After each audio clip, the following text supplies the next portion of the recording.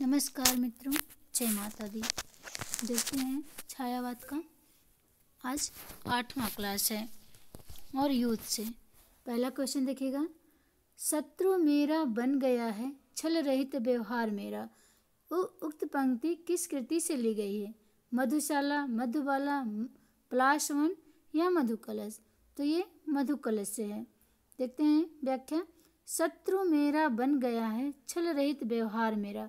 ये उक्त पंक्ति मधुकलश काव्यकृति से ली गई है। मधुकलश 1937 ईस्वी की है। यह हरिवंश राय बच्चन की काव्यकृति है। इनकी अन्य रचनाएं देखिएगा। सूर्य बने मधु का विक्रेता, सिंधु बने घट जलहाला। ये मधुशाला में बस एक बार पूछा जाता है, यदि अमृत से पड़ता पाला। ये मधुबाला का है। देखिए इसमें सूर्य बने मधु का विक्रेता, सिंधु बने घट जल हाला। हाला दिया तो मधुशाला। और बस एक बार पूछा जाता है, यदि अमृत से पड़ता पाला। पाला तो मधुबाला। आगे देखते हैं। हिंदी काव्य डैश जैसे मानसलवाद के प्रवर्तक माने जाते हैं। रामेश्वर शुक्ल अंचल, हरिवंश राय बच्चन, सुमित्रानंदन पंत या जयशंकर प्रसाद। तो हिंदी काव्य में मानसलवाद के प्रवर्तक कौन माने जाते हैं? रामेश्वर शुक्ल अंचल माने जाते हैं। देखते हैं व्याख्या। हिंदी काव्य में रामेश्वर शुक्ल अंचल मानसलवाद के प्रवर्तक माने जाते हैं। ये छायावाद के उत्तरार्ध के कवि हैं। और जबकि हरिवंश राय बच्चन को हिंदी साहित्य में हालावाद का प्रवर्तक माना जाता है और सुमित्रानंद पंत को प्रकृति का सुकुमार कवि कहा जाता है। जयशंकर प्रसाद को प्रेम और सौंदर्य का कवि कहा जाता है। अगला क्वेश्चन है। बालकृष्ण शर्मा नवीन सर्वप्रथम प्रकाशित काव्य संग्रह है। किसका काव्य संग्रह बताना है? बालकृष्ण शर्मा नवीन का सर्वप्रथम प्रकाशित काव्य संग्रह क्वासी, रश्मि रेखा, उर्मिला, कुमकुम। तो ये जो कुमकुम है ये सर्वप्रथम प्रकाशित काव्य संग्रह है नवीन का, बालकृष्ण शर्मा नवीन का। व्याख्या देखते हैं। बालकृष्ण शर्मा नवीन का प्रथम प्रकाशित कविता संग्रह कुमकुम है, जो 1939 ईस्वी में प्रकाशित हुई। और इसके अतिरिक्त नवीन के अन्य काव्य ग्रंथ जो हैं उर्मिला, ये उर्मिला भी उन्हीं का नवीन का ही है। उर्मिला भी नवीन का है। अपलक, अपलक नवीन की है। रश्मि रेखा, ये भी रश्मि रेखा भी नवीन की है। और क्वासी भी नवीन की है। अगला क्वेश्चन देखते हैं। पुष्प की अभिलाषा नामक प्रसिद्ध कविता लिखी है। किसने लिखी है? पुष्प की अभिलाषा नामक प्रसिद्ध कविता लिखी है माखनलाल चतुर्वेदी ने, रामनरेश त्रिपाठी ने, रत्नाकर ने या नवीन ने। यूपी पीजीटी 2003 में और 2016 में आया हुआ क्वेश्चन है। तो ये माखनलाल चतुर्वेदी की है पुष्प की अभिलाषा। देखते हैं व्याख्या। हिंदी साहित्य के आधुनिक काल के कवि माखनलाल चतुर्वेदी राष्ट्रीय काव्यधारा के कवि हैं। एक भारतीय आत्मा उपनाम से भी इनका नाम है। पुष्प की अभिलाषा नामक वीर रस से पूर्ण राष्ट्रीय कविता लिखी है माखनलाल चतुर्वेदी ने। हिम किरीटनी ये 1943 की है और हिम तरंगड़ी ये 1949 की है। माता 1951 की है। समर्पण 1956 की है। ये माखनलाल चतुर्वेदी के काव्य संग्रह हैं। अगला क्वेश्चन है। मौर्य विजय किसकी रचना है बताना है। मैथिली षडगुप्त की है, सियाराम षडगुप्त की है, श्याम नारायण पांडे की है, इनमें से कोई नहीं। तो ये सियाराम षडगुप्त की है मौर्य विजय। ये यूपी पीजीटी 2003 में आया हुआ क्वेश्चन है। व्याख्या देखते हैं। मौर्य विजय सियाराम षडगुप्त की कृति है। इनकी अन्य रचनाएं पाथे, गोपिका, बापू, अनाथ, आद्रा, विषाद आदि हैं। अंतिम आकांक्षा नारी की गोद में। अंतिम आकांक्षा नारी की गोद में किसकी है? ये भी मैथिली सियाराम षडगुप्त की ही है। अगला क्वेश्चन देखते हैं। छायावाद और उत्तर छायावाद के बीच कुछ वैसा ही संबंध दिखता है जैसा मध्यकाल में भक्ति काव्य और रीति काव्य के बीच था। ये पंक्ति के लेखक कौन हैं? आचार्य नंद दुलारे वाजपेयी, डॉक्टर बच्चन सिंह, डॉक्टर रामस्वरूप चतुर्वेदी या डॉक्टर नागेंद्र। तो ये रामस्वरूप चतुर्वेदी का कथन है। देखते हैं। उपयुक्त पंक्ति के लेखक डॉक्टर रामस्वरूप चतुर्वेदी का कथन है। उक्त पंक्ति रामस्वरूप चतुर्वेदी द्वारा रचित हिंदी साहित्य एवं संवेदना के इतिहास नामक ग्रंथ से उद्गृहित है। स्रोत है स्रोत हिंदी साहित्य एवं संवेदना का विकास, ये डॉक्टर राम स्वरूप चतुर्वेदी का है। ये कथन राम स्वरूप चतुर्वेदी का है कि छायावाद और उत्तरवाद के बीच कुछ वैसा ही संबंध दिखता है जैसे मध्यकाल में भक्ति काव्य और रीति काव्य के बीच दिखता है। अगला क्वेश्चन देखते हैं, निम्नलिखित विकल्पों में से किनका संबंध माखनलाल चतुर्वेदी से है? सिपाही, आद्रा, दैनिकी या पुष्प की अभिलाषा? तो किसका संबंध है? सिपाही का संबंध है और पुष्प की अभिलाषा से संबंध है। तो ऑप्शन नंबर बी सही होगा। व्याख्या देखते हैं,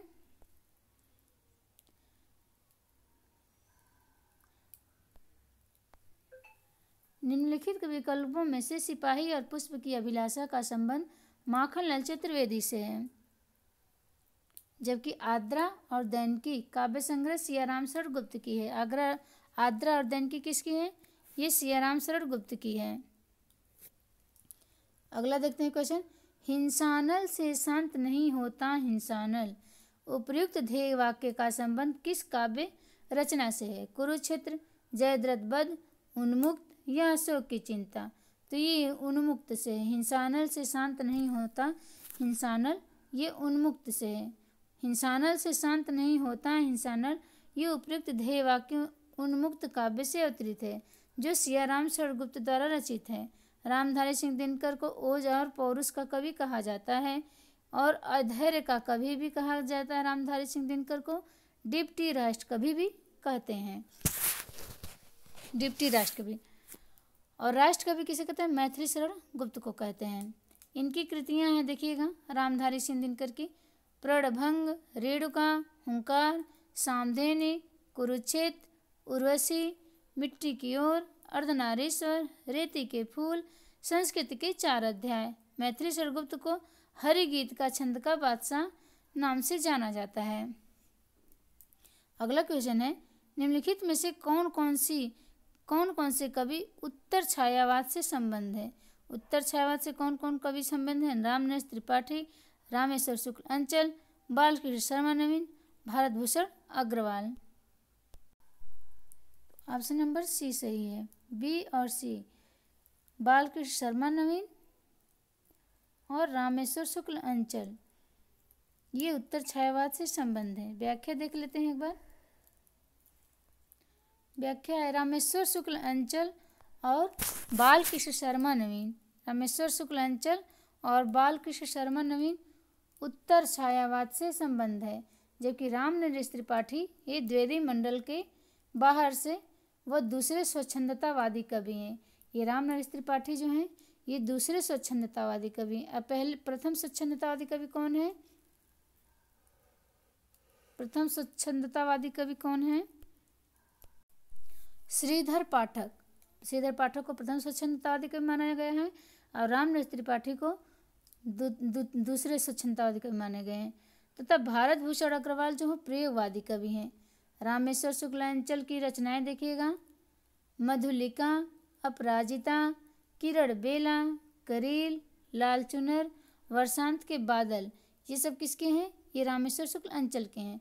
और बालकृष्ण शर्मा नवीन की रचनाएं कौन कौन सी हैं? कुमकुम, रश्मि रेखा, अपलक, क्वासी, ये बालकृष्ण शर्मा नवीन की हैं।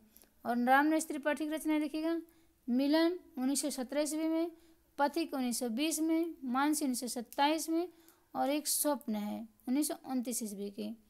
भारत भूषण के अग्रवाल की रचनाएं देखिएगा, छवि के बंधन, ये भारत भूषण, छवि के बंधन, जागते रहो, मुक्ति मार्ग आदि।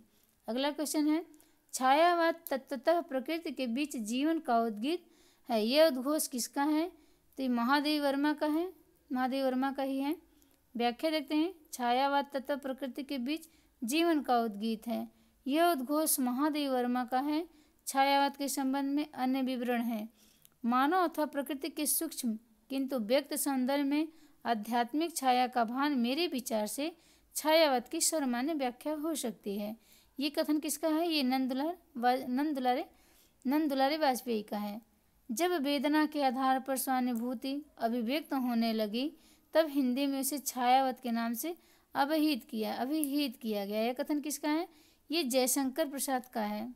और अगला क्वेश्चन है, छायावाद स्थूल के प्रति सूक्ष्म विद्रोह नहीं वरन थोथी नैतिकता, रूढ़िवाद और सामंती साम्राज्यवादी बंधनों के प्रति विद्रोह रहा। ये रामनरेश त्रिपाठी का है, रामनरेश त्रिपाठी का। अगला क्वेश्चन देखते हैं। नौका विहार। नौका विहार कविता गंगा की लहरों के बीच चांद के प्रतिबिंब के लिए किस प्रकार की नायिका का उल्लेख है? मुग्धा, नवोड़ा, वासक सज्जा, खंडिता, अभिसारिका। तो ये किसका है? ये मुग्धा का है। देखते हैं। नौका विहार कविता में गंगा की लहरों के बीच चांद के प्रतिबिंब के लिए मुग्धा नायिका का उल्लेख है। नौका विहार कविता सुमित्रानंदन पंत की कृति है। सुमित्रानंदन पंत की अन्य कृतियाँ कौन कौन है? उच्छ्वास, ग्रंथि, बीड़ा, पल्लव, गुंजन, युगांत, युगबाड़ी, ग्राम्या, चिदम्बरा, कला और बूढ़ा चांद, अतिमा, लोकायतन इत्यादि। लोकायतन नामक महाकाव्य महात्मा गांधी के जीवन पर लिखा है और चिदम्बरा के लिए पंत को भारतीय ज्ञानपीठ पुरस्कार दिया गया है। चिदम्बरा के लिए भारतीय ज्ञानपीठ पुरस्कार दिया गया है। देखते हैं अगला क्वेश्चन। कामायनी में मनु ने श्रद्धा को क्या कहकर संबोधित किया? कामायनी में तरंगों से फेंकी मणि, करुणामय सुंदर मौन, हृदय की अनुकृति, बसंत के दूत, प्रथम कवि का सुंदर छंद। तो क्या करके संबोधित किया है? मनु ने श्रद्धा को बसंत का दूत कहकर संबोधित किया है। व्याख्या देखते हैं। व्याख्या।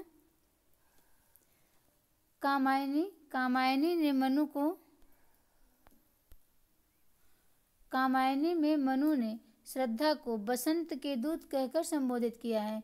कामायनी जयशंकर प्रसाद की कृति है। इसमें 15 सर्ग है। चिंता, आशा, श्रद्धा, काम, वासना, लज्जा, कर्म, ईर्ष्या, ईड़ा, स्वप्न, संघर्ष, निर्वेद, दर्शन, रहस्य, आनंद। कामायनी में प्रधान रस कौन सा है?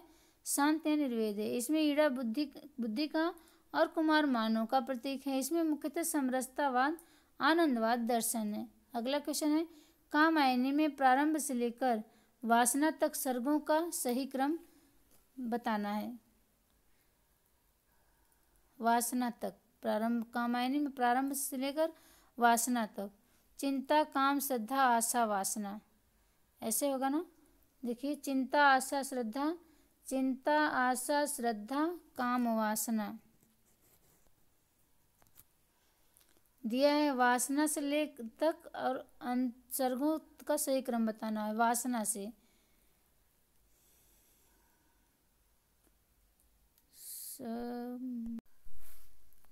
तो देखिएगा, ये प्रारंभ से लेकर वासना तक के सर्गों का सही क्रम बताना है। तो सबसे पहले चिंता है, तो चिंता सब में है। चिंता होगी, किसी काम को पहले चिंता होगी, तो चिंता होगी तो उसके बाद आशा जगेगा। आशा, तो इसमें भी आशा है, इसमें भी आशा है, दो में। तो ये तो कट गया आशा, हाँ ये भी कट गया, दो बचा। तो चिंता, आशा जगेगी तो आदमी आशा करेगा, तो फिर श्रद्धा होगी उस काम के प्रति। तो श्रद्धा किस में है? श्रद्धा इसमें है। इसमें पहले ही काम दे दिया, तो ऑप्शन नंबर सी सही होगा। चिंता, आशा, श्रद्धा, काम, वासना, लज्जा। तो यही ऑप्शन नंबर सी सही है। व्याख्या देखते हैं। कामायनी के प्रारंभ से लेकर वासना तक सर्गों का सही क्रम चिंता, आशा, श्रद्धा, काम, वासना, लज्जा, यही तक है, वासना तक। कामायनी महाकाव्य जयशंकर प्रसाद का है। आचार्य शांति प्रिय द्विवेदी ने कामायनी को छायावाद का उपनिषद कहा है और जयशंकर प्रसाद प्रेम और सौंदर्य के कवि माने जाते हैं। प्रसाद की अन्य रचनाएं हैं उर्वशी 1961 की, वन मिलन, प्रेम राज्य, अयोध्या का उद्धार, शोकोच्छ्वास, बब्रुवाहन 1911 की है। बब्रुवाहन 19, कानन कुसुम, प्रेम पथिक, चित्राधार, झरना, आंसू, लहर आदि। अगला क्वेश्चन देखते हैं। डॉक्टर रामविलास शर्मा के अनुसार राम की शक्ति पूजा में किन दो कविताओं का सार तत्व है? तुलसी और जागो फिर एक बार, सरोज स्मृति और जागो फिर एक बार, जागो फिर एक बार और बादल राग, सरोज स्मृति और बादल राग, तुलसीदास और सरोज स्मृति। तो राम की शक्ति पूजा में किन दो कविताओं का सार तत्व है? तो ऑप्शन नंबर ए होगा तुलसीदास और सरोज स्मृति। तुलसीदास 1938 की, सरोज स्मृति 1935 की। देखते हैं व्याख्या। डॉक्टर राम विलास शर्मा के अनुसार राम की शक्ति पूजा में तुलसीदास और सरोज स्मृति इन दो कविताओं का सार तत्व है। सूर्यकांत त्रिपाठी निरालाकृत राम की शक्ति पूजा लंबी कविता का उपजीव्य बंगला ग्रंथकृत वास रामायण है। निरालाकृत तुलसीदास 101 छंदों में रचित खंड काव्य है और सरोज स्मृति को हिंदी का प्रथम शोक गीत माना जाता है। सूर्यकांत त्रिपाठी निराला की प्रमुख कविताएं अनामिका, परिमल, अनामिका 1923 की, परिमल 1930 की, गीतिका, कुकुरमुत्ता 1942 की, अड़िमा, बेला, नए पत्ते, अर्चना, आराधना, गीत गुंज, शांतिकांकली। अगला क्वेश्चन देखिए, कामायनी में श्रद्धा किस गोत्र की है? अगला क्वेश्चन है, कामायनी में श्रद्धा किस गोत्र की है? लज्जा, काम, निर्वेद, आनंद या आशा? तो ये कामायनी में श्रद्धा जो है किस गोत्र की है? तो काम गोत्र की है। देखते हैं व्याख्या। कामायनी में श्रद्धा काम गोत्र की है। छंदोग्य उपनिषद में मनु और श्रद्धा की भावमूलक व्याख्या मिलती है। श्रद्धा वाले सूक्त में सायण ने श्रद्धा का परिचय देते हुए लिखा है, काम गोत्रजा श्रद्धा नामार्षिका, अर्थात काम गोत्र की बालिका है, इसलिए श्रद्धा के नाम उसे कामायनी भी कहा जाता है। जयशंकर प्रसाद ने पौराणिक कथा को लेकर कामायनी की रचना की है। मनु स्मृति में श्रद्धा और मनु को मनुष्य के विकास का प्रथम पुरुष कहा गया है। मनु स्मृति में श्रद्धा और मनु को मनुष्य के विकास का प्रथम पुरुष कहा गया है। इसकी कथा शतपथ ब्राह्मण में जल प्लवन की कथा से लिया गया है और कामायनी में कुल 15 सर्ग है। अगला क्वेश्चन देखिएगा, निम्नलिखित में कौन सी छायावादी शैली की प्रमुख विशेषता नहीं है? गीति प्रधान, लाक्षणिकता, प्रतीकात्मकता, तत्सम बहुलता या इतिवृत्तात्मकता? तो इसमें इतिवृत्तात्मकता नहीं है छायावादी शैली में और सब हैं। देखते हैं व्याख्या। इतिवृत्तात्मकता छायावादी शैली की प्रमुख विशेषता नहीं है, अपितु इतिवृत्तात्मकता द्विवेदी योगिन कविता की विशेषताएं हैं और गीति प्रधानता, लाक्षणिकता, प्रतीकात्मकता और तत्सम बहुलता छायावादी काव्य की विशेषता है। मुकुटधर पांडे को लिखित रूप में छायावाद शब्द का प्रथम प्रयोक्ता स्वीकार किया गया है। मुकुटधर पांडे को लिखित रूप में से छायावाद का प्रयोक्ता स्वीकार किया गया है। अगला क्वेश्चन देखते हैं, किस विकल्प में रचना और उसका प्रकाशन वर्ष सही नहीं है? देखना है। जूही की कली ये निराला की है, 1916 ईस्वी की है, सही है। युगांत ये पंत जी की है, 1936 ईस्वी की, ये भी सही है। यामा महादेवी की है, 1940 ईस्वी में, ये भी सही है। और कामायनी प्रसाद की है, ये तो ठीक है, 1938 में, ये गलत है। तो ऑप्शन नंबर सही नहीं पूछा है ना, तो ऑप्शन नंबर सी से होगा। ये 1938 की नहीं है कामायनी।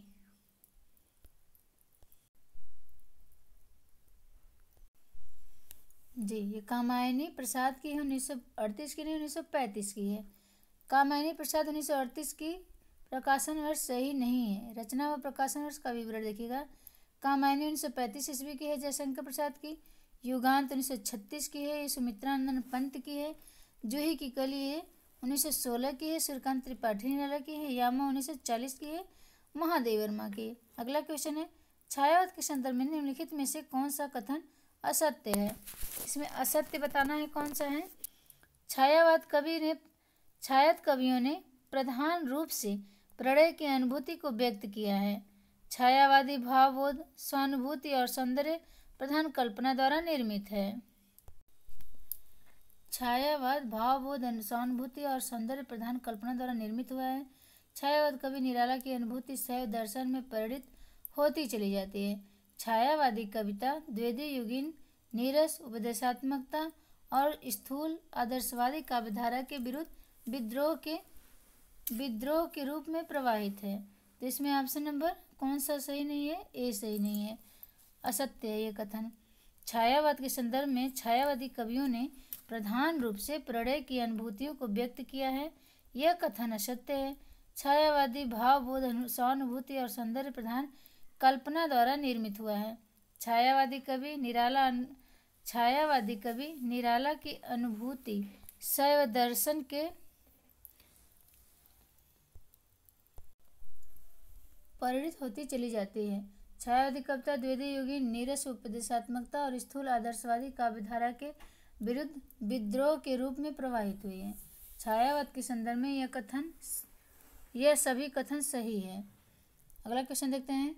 छायावाद के संदर्भ में इनमें से कौन सा कथन गलत है?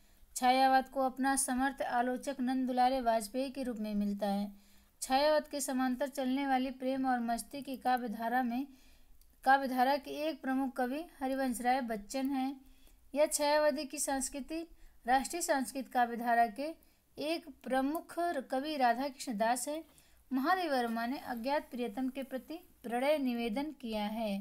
तो ऑप्शन नंबर सी जो है ये गलत है। देखते हैं। छायावाद के संदर्भ में छायावाद की राष्ट्रीय सांस्कृतिक काव्यधारा के एक प्रमुख कवि राधा कृष्ण दास हैं, यह कथन गलत है। राधा कृष्ण दास भारतेंदु युग के प्रमुख कवि हैं। छायावाद को अपना समर्थ आलोचक नंद दुलारे वाजपेयी के रूप में मिला है। छायावाद के समानांतर चलने वाली प्रेम और मस्ती की काव्यधारा की एक प्रमुख कवि हरिवंश राय बच्चन हैं। महादेव वर्मा ने अज्ञात प्रियतम के प्रति प्रणय निवेदन किया है। छायावाद के संदर्भ में यह कथन सभी सत्य हैं। अगला क्वेश्चन देखते हैं। दुख ही जीवन की कथा रही, क्या कहूँ आज जो नहीं कही। उपरोक्त पंक्तियां किस कविता से उद्धृत है? तोड़ती पत्थर, राम की शक्ति पूजा, सरोज स्मृति, जूही की कली। तो ये सरोज स्मृति से है। DSSB PGT में आया हुआ क्वेश्चन 2018 में, झारखंड PGT में 2018 में, हरियाणा असिस्टेंट प्रोफेसर भर्ती 2017 में आया हुआ क्वेश्चन है और GIC PGT में 2012 में आया हुआ क्वेश्चन। इतने बार ये रिपीट हुआ है। दुख ही जीवन की कथा रही, क्या कहूँ आज जो नहीं कही। ये उपयुक्त पंक्तियाँ निरालाकृत सरोज स्मृति 1935 ईस्वी में जो उद्धृत है। सरोज स्मृति को हिंदी का सर्वश्रेष्ठ तथा प्रथम शोकगीत माना जाता है। निराला की अन्य कृतियाँ राम की शक्ति पूजा, जूही की कली, तोड़ती पत्थर, भिक्षुक, पंचवटी प्रसंग, बादल राग भी है इनकी निराला की। अगला क्वेश्चन देखते हैं। कविता हमारे परिपूर्ण क्षणों की बाड़ी है, यह किसने कहा है? सुमित्रानंदन पंत ने, सूर्यकांत त्रिपाठी निराला ने, महादेवी वर्मा ने, दुष्यंत कुमार ने। तो ये किसने कहा है? ये सुमित्रानंदन पंत ने कहा है। कविता हमारे परिपूर्ण क्षणों की बाड़ी है, यह सुमित्रानंदन पंत ने कहा है। इनकी कृतियां हैं, देखते हैं इनकी कृतियां कौन कौन सी है। ग्रंथि गुंजन, ये सुमित्रानंद पंत की है। ग्रंथि गुंजन, ग्राम्या, युगांत, स्वर्णकिरण, स्वर्धूली, ये 1947 की दोनों। कला और बूढ़ा चांद, लोकायतन, चिदम्बरा, सत्यकाम आदि। कला और बूढ़ा चांद को 1968 में साहित्य अकादमी पुरस्कार मिला है। और लोकायतन, चिदम्बरा और सत्यकाम। अगला देखते हैं क्वेश्चन। मधुशाला में हरिवंश राय बच्चन ने किस छंद का प्रयोग किया है? मधुशाला में हरिवंश राय बच्चन ने किस छंद का प्रयोग किया है? दोहा, चौपदे, सोनेट या रुबाइयाँ। तो ये ऑप्शन नंबर डी रुबाइयाँ। मधुशाला में हरिवंश राय बच्चन ने रुबाइयाँ छंद का प्रयोग किया है। मधुशाला में रुबाई 4 पंक्तियों की कविता है, जिसकी पहली 2 और चौथी पंक्तियाँ तुकात्मक होती है। जिसकी पहली 2 और चौथी ये पंक्ति तुकात्मक होती है और तीसरी लाइन आज़ाद रखी जा सकती है। रुबाई का अपना एक छंद होता है। अगला क्वेश्चन है। द्रौपदी नामक प्रबंध काव्य के रचयिता कौन है? नरेंद्र शर्मा, शंभुनाथ सिंह, प्रभाकर माचवे, धर्मवीर भारती। तो ये नरेंद्र शर्मा जी का है द्रौपदी नामक प्रबंध काव्य के रचयिता नरेंद्र शर्मा है। ये प्रेम और मस्ती के कवियों के अंतर्गत आते हैं। इनके अन्य काव्य प्रभात फेरी किसकी है? तो नरेंद्र शर्मा की है। प्रभात फेरी, पलाशवन, अग्निशस्त्र, रक्तचंदन, मिट्टी और फूल, प्रवासी के गीत, ये सब हैं नरेंद्र शर्मा के। अगला क्वेश्चन है, सुमित्रानंदन पंत के निम्नलिखित में से किस काव्य पर महर्षि अरविंद का प्रभाव देखने को मिलता है? मन के स्वप्न, ताज, स्वर्ण किरण, नारी। तो स्वर्ण किरण पे इनकी अरविंद का प्रभाव देखने को मिलता है।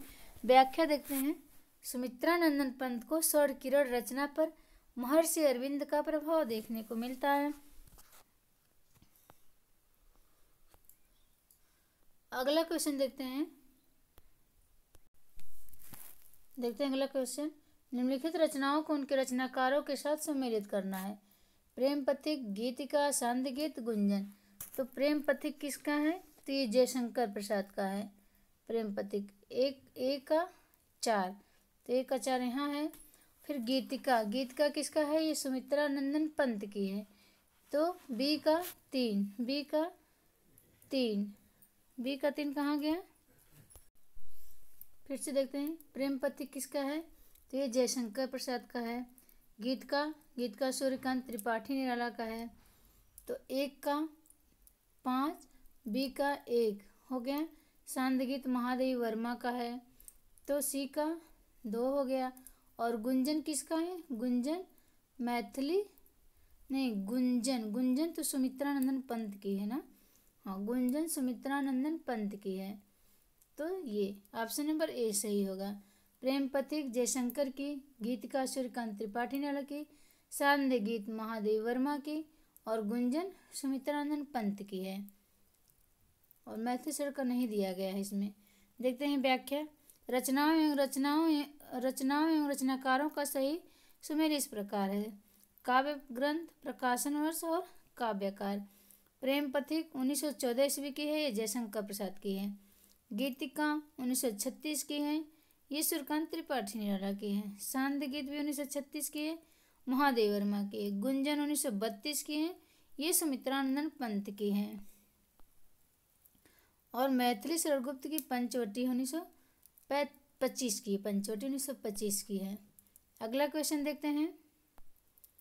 अगला क्वेश्चन, प्रसाद जी ने अपनी किस रचना में आनंद की प्रतिष्ठा, दार्शनिकता के ऊपरी आभास के साथ कल्पना की भूमिका बनाकर दी है? आंसू, लहर, कामायनी, झरना। तो ये कामायनी है। ऑप्शन नंबर सी सही होगा। देखते हैं व्याख्या, प्रसाद जी ने कामायनी में आनंद की प्रतिष्ठा, दार्शनिकता के ऊपरी आभास के साथ कल्पना की भूमिका बनाकर दी है। अगला क्वेश्चन है, किस धारा का काव्य भौतिक तथा आध्यात्मिक के द्वैत और संघर्ष की ज्वलंत आधुनिक समस्या से जूझने का प्रयास है? नई कविता, प्रगतिवाद, छायावाद या प्रयोगवाद। तो ये छायावाद है। छायावाद धारा का काव्य भौतिक और तथा आध्यात्मिक के द्वैत और संघर्ष की ज्वलंत आधुनिक समस्या से जूझने का प्रयास है। अगला क्वेश्चन है, काव्य आत्मा की संकल्पनात्मक अनुभूति है, यह कथन किसका है? रामचंद्र शुक्ल का, पंत का, महादेवी वर्मा का या जयशंकर प्रसाद का? ये तो जयशंकर प्रसाद का है। काव्य आत्मा की संकल्पनात्मक अनुभूति है, ये जयशंकर प्रसाद की है। देखते हैं व्याख्या देख लीजिए। काव्य आत्मा की संकल्पनात्मक अनुभूति है, यह कथन जयशंकर प्रसाद का है। शेष कथन इस प्रकार है, कविता हमारे परिपूर्ण क्षणों की बाड़ी है, ये सुमित्रानंदन पंत की है। महादेवी वर्मा के देखिएगा कथन, कविता कवि विशेष की भावनाओं का चित्रण है और वह चित्र इतना ठीक है कि उसमें वैसी ही भावनाएं किसी दूसरे के हृदय में आविर्भूत होती है। महादेवी वर्मा, महावीर प्रसाद द्विवेदी का देखिएगा, अंतःकरण की वृत्तियों के चित्र का नाम ही कविता है। और रामचंद्र शुक्ल क्या कथन है, जिस प्रकार आत्मा की मुक्तावस्था ज्ञान दशा कहलाती है, उसी प्रकार हृदय की मुक्तावस्था रस दशा कहलाती है। हृदय की मुक्त अवस्था साधन के लिए मनुष्य की बाणी को जो शब्द विधान करती आई है उसे कविता कहते हैं। अगला क्वेश्चन है, सुमित्रानंद पंत की काव्य कृति नहीं है? दीपशिखा, युगांत, ग्राम्य, पल्लव। तो दीपशिखा जो सुमित्रानंद की काव्य कृति नहीं है। देखिएगा व्याख्या। दीपशिखा सुमित्रा नंदन की काव्य कृति नहीं, बल्कि ये महादेव वर्मा की काव्य कृति है। ग्राम्य, युगांत, पल्लव ये सुमित्रा नंदन पंत की है। अगला क्वेश्चन है, कामायनी में कौन सा सर्ग नहीं है? लोभ, चिंता, श्रद्धा, आनंद। तो ये साफ दिख रहा है कि लोभ नहीं है कामायनी में। छायावाद के ब्रह्म कहे जाने वाले जयशंकर प्रसाद द्वारा रचित कामायनी काव्य कुल 15 सर्गों में विभक्त है। लोभ सर्ग कामायनी में नहीं है। कामायनी में 15 सर्ग निम्नलिखित हैं। जय माता दी बंधु। अगर वीडियो आप लोगों को थोड़ा भी हेल्पफुल लगे, पसंद आए, तो मुझे कहने की ज़रूरत ही नहीं है। जय माता दी, नमस्कार।